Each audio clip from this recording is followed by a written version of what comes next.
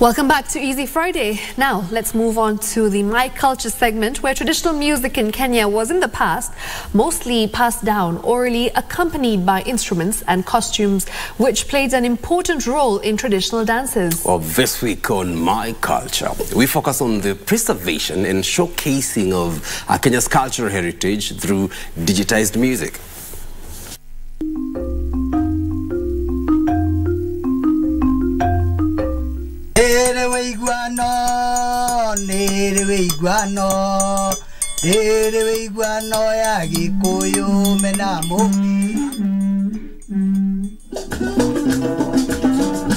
Westlands, Nairobi County.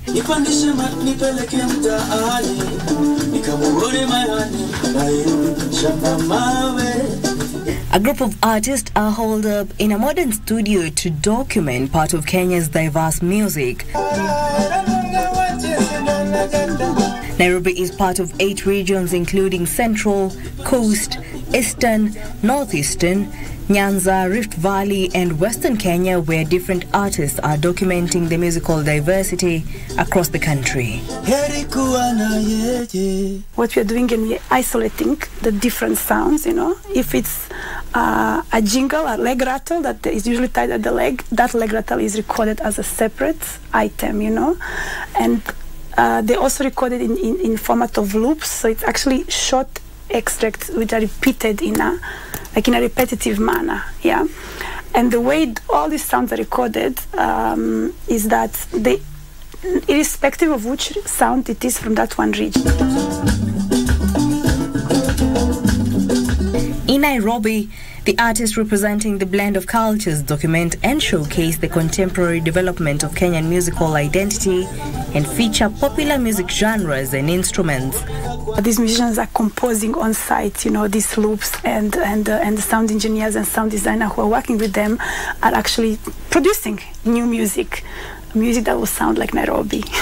So that was also another challenge. What is Nairobi sound, and how do we make the sound of Nairobi? Well, we couldn't absolutely encompass everything and anything there is, but we did a bit of old school Nairobi sounds like, benga and some rumba. Then we did a bit of Afrofusion. Nairobi has influences from pre-colonial times, when the word Nairobi meant a place of cool waters, and then throughout the colonial period, when the Western musicians would come and meet with the Kariako, and they would exchange music and they would give them instruments. So we have like guitar sounds that was started by like people like Dio Misiani, Fadhili Williams, which is what people call benga now, the Malaika, Fundikonde style. And then of course it transcends from that period into funk, where the Kelly Browns and their shanties mixed it up in the 80s. And then the 90s we introduced hip-hop with Hardstone. For every region, a studio is set up to bring the project into fruition.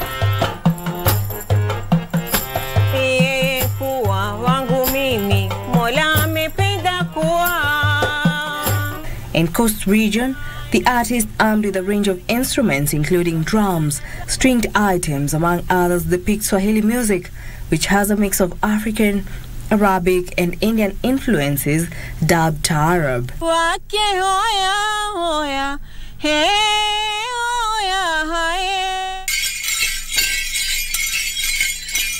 In the Rift Valley region, adorned in traditional regalia, the artists from the Pokot community showcase and document sounds, melodies of their traditional music.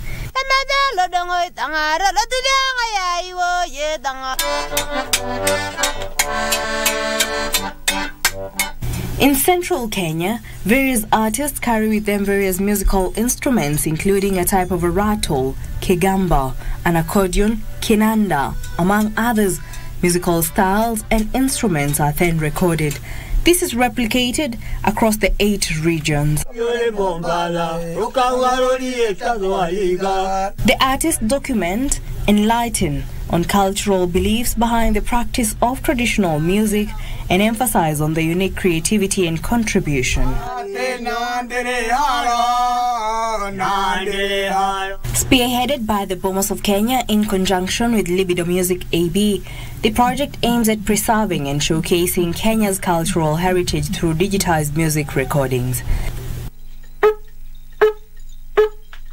The final exhibit of the sample bar, which is set to be launched in October at the Bomas of Kenya, will be a fun way of exploring Kenyan traditional music, an effective tool for teachers to demonstrate to students Kenya's musical heritage, and for music professionals to rediscover the unique traditional sounds of Kenya. This is in our language, in how we speak, and in our traditional instruments. So if you could emulate, pick out, if you're a guitar player, pick out what Natiti does and try and put it into your playing, you just immediately sound different from... Have this digital archive, you know, in different ways accessible to general public, you know, so that those loops and samples can be infused, you know, by music producers of all types and genres into their contemporary creativity, you know, whether it's an electronic music DJ, whether it's somebody who is, you know, creating a hip-hop beat, you know, somewhere in Eastlands or whatever is going on, you know. We'd really like for this digital archive eventually, you know, to be, if not entirely on open access, at least to have ease of access. At the same time, it will encourage young Kenyans to utilize the traditional musical elements in their contemporary creations. Unique in the way it approaches music, yeah. It is unique also in the way it involves the visitor in the museum experience. So it's not something studied that you just come there and look at and then you leave, you know, like you become a part of the installation. You're the creator, you're the one who plays with it, you know. So I think that's something that is very important to note. Also, the way it's built is that you don't have to have any previous knowledge in music for you to use it. The SampleBar Kenya exhibit will be the first of its kind on the African continent, safeguarding the authentic melodies of a wide variety of Kenyan traditional music through digital music recording. Jackie Wambiro, My Culture.